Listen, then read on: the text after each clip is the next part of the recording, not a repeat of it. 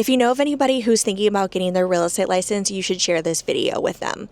So the first thing that I wish that I knew before getting my real estate license was the time commitment. So keep in mind throughout this entire video that I got my real estate license almost 10 years ago. So truthfully, things were just a lot different, especially in the realm of social media and online education. For instance, YouTube was, I feel as though, just getting started.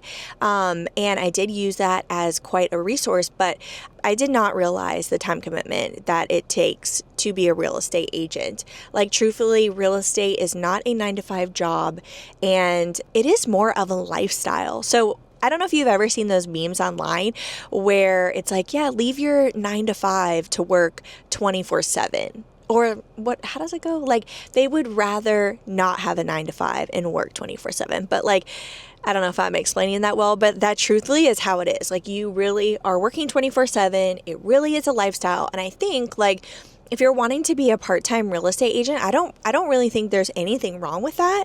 Like, for instance, if you're wanting to make, let's say, it's like a side hustle for you, so like an extra $30,000 a year, I still think even if you wanted to make $30,000 a year, you would be putting in still full-time hours. Like, I'm telling you, it is very, very time consuming. There is just so much more than opening the door for the showings or going to a listing consult. The second thing that I wish that I knew before getting my real estate license is, how do I word this? Like, handling problems in transactions is something that you're having to do on a daily basis. Like, problems arise, right?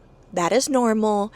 And it is your job as the real estate agent to constantly be solving these problems, like putting out fires. There's so many people who come into the transaction. So let me just make note of that. There's obviously you, and then you have your clients that you're communicating with.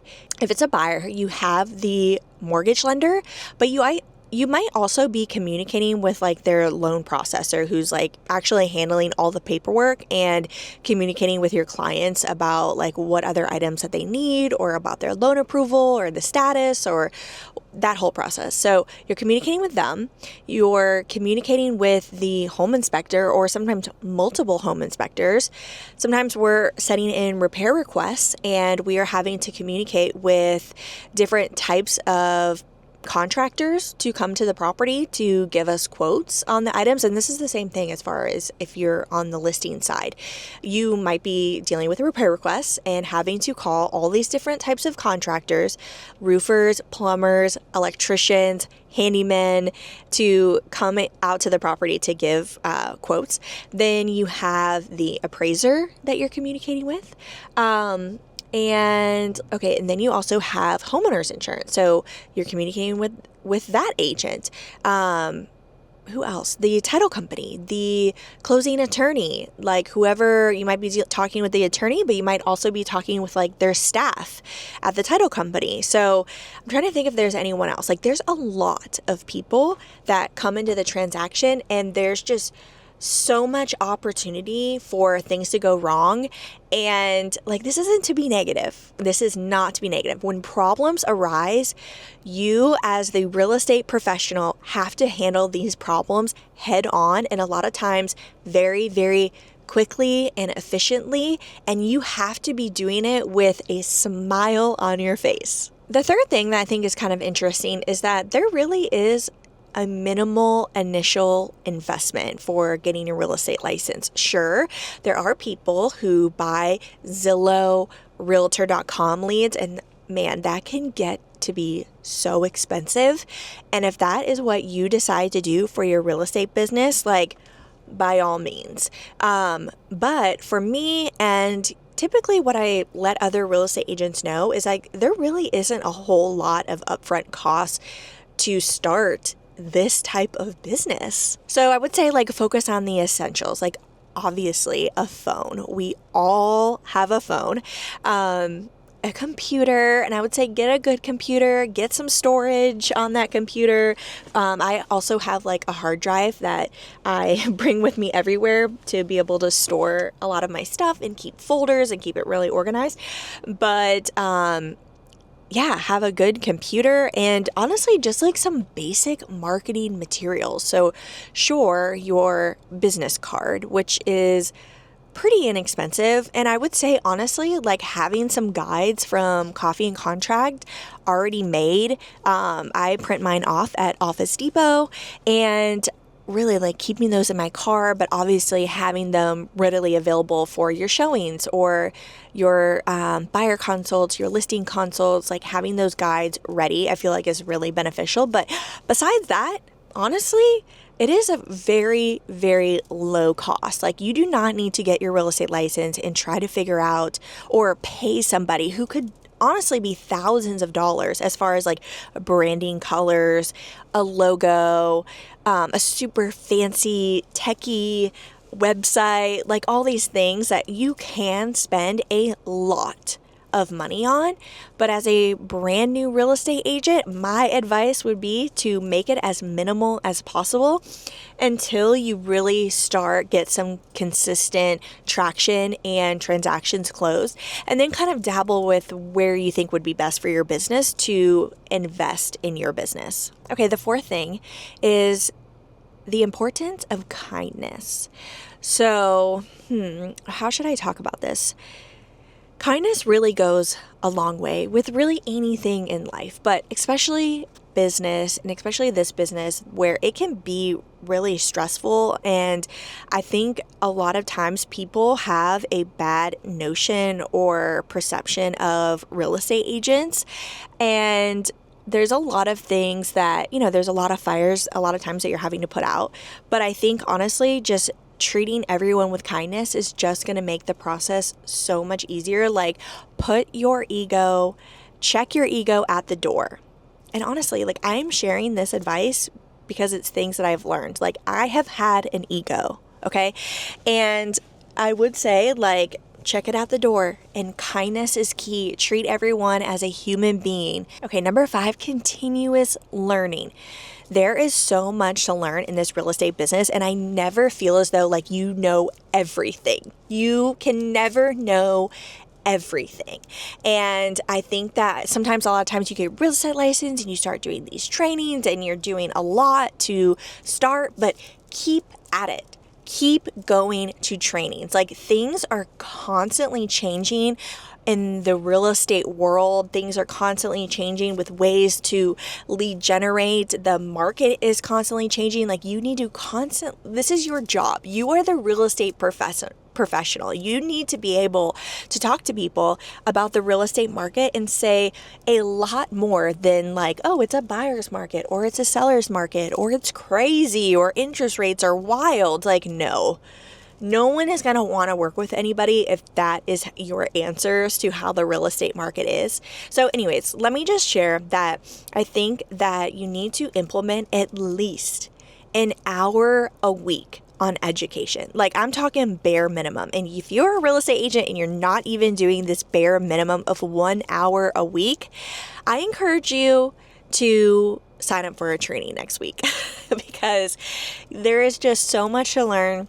And I feel as though like you need to sharpen your skills and continue to gain knowledge on all the things that are changing and going on. And yeah, I just think it's really beneficial. The 6th thing is the emotional roller coaster. So for me, like there is just a lot of really high highs and then there are some low lows. And sometimes like you go through this roller coaster, these emotions like pretty quickly. Like you could be experiencing such a high, feeling so good, offer accepted, got a great deal for your buyer, and then 2 seconds later, your buyer's like, oh, I have cold feet. I don't want to go through with it. Like just situations like that. Like it is an emotional roller coaster sometimes. Sometimes you're like about to be at closing. You've been working so dang hard on this transaction, like maybe for months, and then like the day before closing, things fall apart and you're just having to do so much more work to like keep it together, and you like thought you were done. Like, I'm just trying to give some quick examples. It kind of seems silly, but I'm telling you, like, it can be incredibly rewarding, this business, but it can also be very stressful. So I don't want to sugarcoat that. And deals, I made some notes here. Deals will fall through and clients will be demanding. Developing resilience and maintaining a positive attitude is so critical. And I think it's really easy a lot of times. Like for me, in the beginning, like I was just so laser focused and I didn't allow myself like time to relax and just do things that like filled up my cup. So I feel like it kind of made these emotional roller coasters a little bit more intense. Whereas I feel as though if I would have taken like a weekend off and go on vacation, or just like maybe got on therapy or like meditating or got into yoga like I am now, and I take these breaks from it, I feel as though it's just a game changer, because you can just get so sucked into this job. And I mean, you can work 24/7. And I think that I don't want the emotional roller coaster to get the best of you like it has with me. I've learned a thing or two, like take time for yourself. I never went on vacations, and now we go on vacations all of the time. But yeah, so just be prepared of emotional roller coasters. Networking is crucial. Like I said, real estate, it's more of a lifestyle, and you need to always be networking. Like, for instance, I'm about to go into this coffee shop, and just, having a smile on your face and positive, and talk to people, ask people questions. People want to be around other people who are like that. So just always like keeping an open mind of even like the littlest mundane things that you're doing.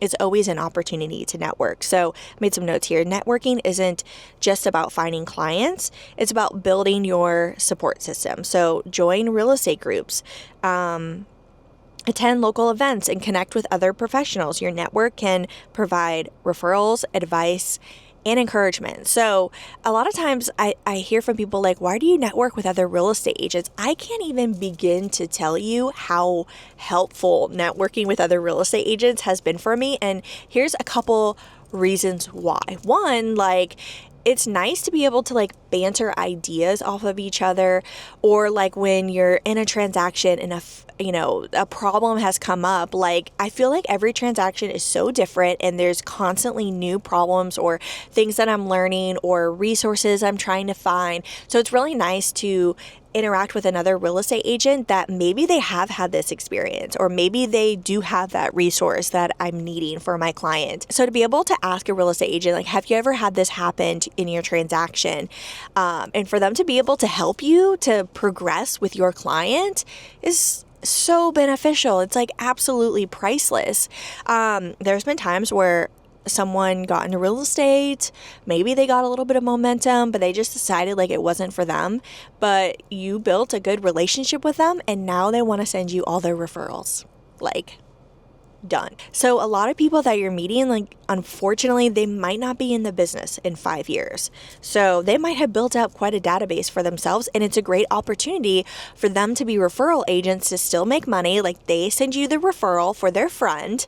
You are the one working the transaction, and you give them a referral fee for them sending that lead to you, and they're still able to make some money, and you were able to close another transaction and make majority of the commission, right? So I think for me, it's just been so beneficial to have real estate agent friends. Like, they just get it. They get the job. Whereas people who you're friends with, it's beneficial to have friends who aren't in real estate too.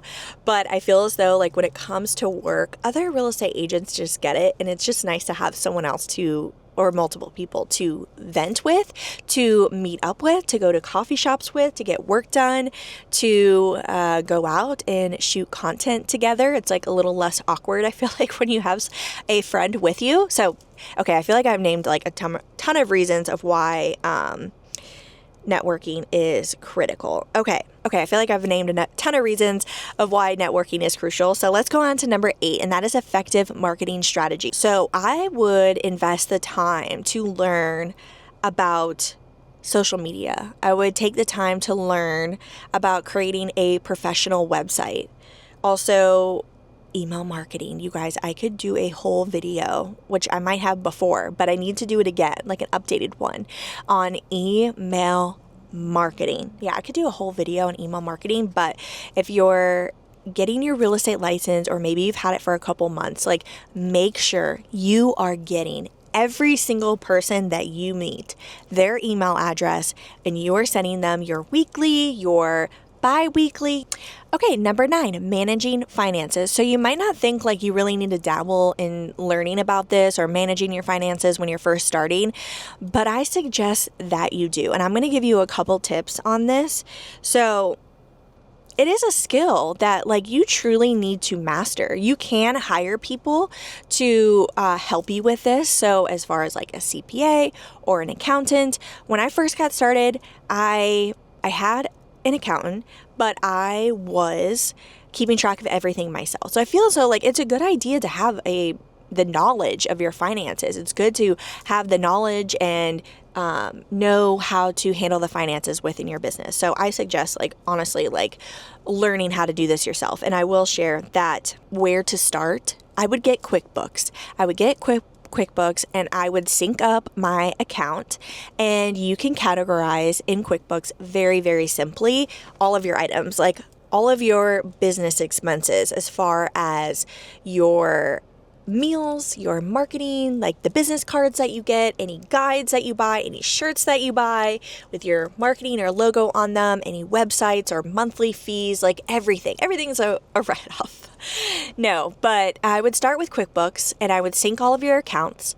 I would make sure that you have a business checking account.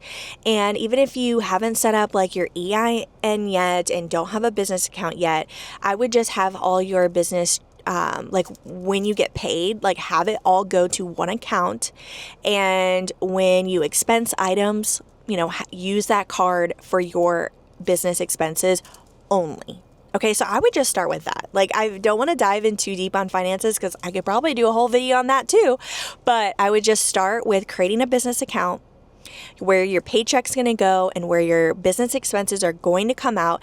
And then I would get QuickBooks, and I would sync up your business account in this and start just categorizing your items in that. Okay, that's it. That's all I'm going to mention about finances in this video. But if you have more questions, let me know below. Okay, the last item of what I wish I knew before getting my real estate license, number 10. Are we really on number 10? Yeah. Work-life balance. So I kind of mentioned it earlier, but let's dive in a little bit deeper on this. So you need to find balance between work and personal life. Like, don't be like me and was just so laser focused on real estate. Like, sure, you need to be. If you want to be successful in this business, like, you really do truly need to be absolutely 110% laser focused. But goodness gracious, like, you can still give yourself grace. You can still take time off. You can take a couple hours off. You can take a weekend off. Take time for vacations, or like whatever it is for you that you love, that just fills up your cup. Make it a priority. It's so easy. It's so easy to just skip it, to just feel as though I don't have time, or I don't have the money, or I need to focus on this task with my job. I am telling you, like, taking little breaks, honestly, it resets you. So you're mentally feeling better, but it also fires you up in your business once you have this break. I feel like I get all these ideas when I have a breather and I have a break, and then I kind of come back excited and ready to dive in and implement these things. And so I feel as though having, I don't think there's ever this like perfect work-life balance, but you can try to incorporate some balance into your routine, or maybe not even daily. Maybe it's weekly. Maybe it's bi-weekly. But I promise you, it's going to make such a difference. So let's see if there's anything else that I mentioned. Yeah, I wrote, like, it's easy to get consumed by so many demands in the job. But taking time for yourself and your loved ones is essential for long-term sustainability and happiness in your career. So I hope you guys enjoyed this video of 10 things that I wish I knew before getting my real estate license. Don't forget to subscribe. We have new videos I'm pumping out every single week, valuable content for real estate agents. Thank you so much for watching, and I'll see you on the next one.